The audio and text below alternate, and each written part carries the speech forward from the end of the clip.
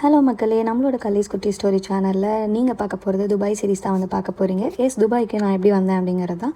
And நான் வந்து flight வந்து பார்த்திங்கன்னா எமிரேட்ஸு. ஸோ ஃப்ளைட்டெல்லாம் பக்கத்தில் பார்க்குற வாய்ப்பே எனக்கு இப்போ தான் கிடச்சிது. அதுவும் ஃப்ளைட்டில் போக போகிறோம் அப்படின்னோடனே ஒரு ஆசையில் வந்து கிளம்பிட்டேன்.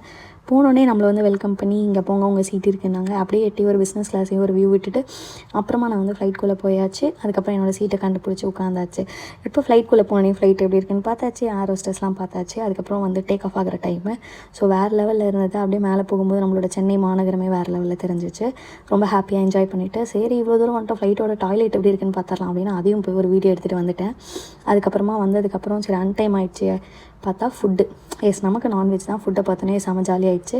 அப்புறம் நான் வந்து சாப்பிடும்போது நமக்கு வந்து ஏரா குலோப் ஜாம் அந்த மாதிரிலாம் கொடுத்துருந்தாங்க. ஸோ எனக்கு பிடிச்சது மட்டும் நான் சாப்பிட்டு முடிச்சுட்டு படம் பார்த்துட்டு இருந்தேன்.